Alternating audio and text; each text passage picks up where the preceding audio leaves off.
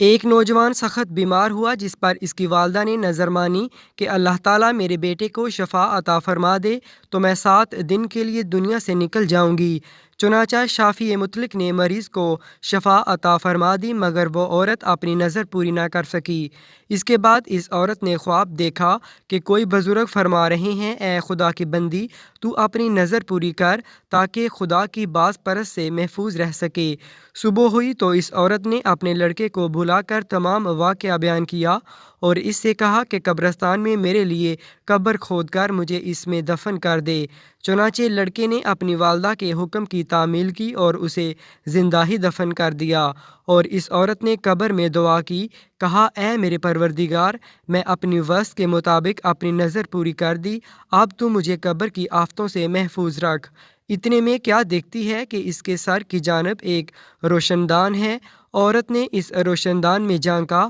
تو ایک باغ نظر آیا جس میں 2 عورتیں موجود تھیں، جنہوں نے اس عورت کو آواز دی کہ بی بی ہمارے پاس چلی آ۔ خدا کی قدرت سے وہ روشن دان کشادہ ہو گیا اور جس سے نکل کر وہ عورت باغیچے میں ان دونوں عورتوں کے پاس جا پہنچی،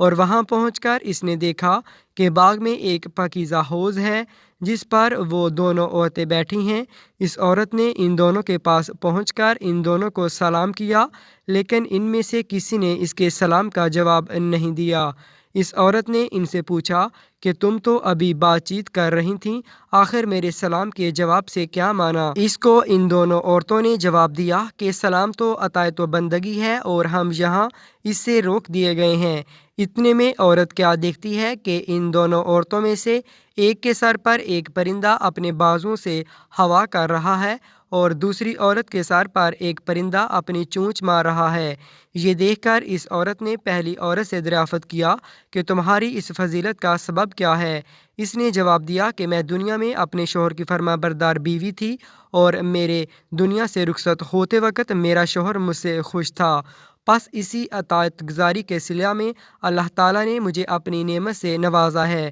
پھر اس نے دوسری عورت سے معلوم کیا کہ بی بی آخر تمہارا اس کفلت کا سبب کیا ہے؟ تو اس عورت نے بتایا کہ میں تھی تو نیک بخت، مگر شوہر کی فرما بردار نہ تھی، اور میرے دنیا سے رخصت ہوتے وقت میرا شوہر مجھ سے ناخوش تھا، لہٰذا میری نیک بختی کا صلہ اللہ تعالیٰ نے مجھے یہ باغ عطا فرمایا، لیکن شوہر کی نافرمانی اور ناراضگی کے باعث میں اس عذاب میں مبتلا ہوں، لہٰذا میں تم سے درخواست کرتی ہوں کہ جب تم دنیا میں واپس جاؤ تو میرے شوہر سے میرے لیے سفارش کرنا، ممکن ہے کہ وہ مجھے معاف کر دے اور راضی ہو جائے۔ چنانچہ جب اس مدفونہ عورت پر 7 دن گزرے تو ان دونوں عورتوں نے اس کو بتایا کہ دیکھو اب تم اپنی قبر میں چلی جاؤ، تمہارا لڑکا آیا ہوا ہے۔ اس بات کو سن کر اس عورت نے اپنی قبر میں آ کر دیکھا تو معلوم ہوا کہ اس کا لڑکا قبر کھود رہا ہے۔ پھر جب وہ لڑکا اپنی والدہ کو لے کر گھر پہنچا تو خبر مشہور ہو گئی کہ فلاں عورت اپنی نظر پوری کر کے قبر سے نکل کر آئی ہے۔ اس خبر کو سن کر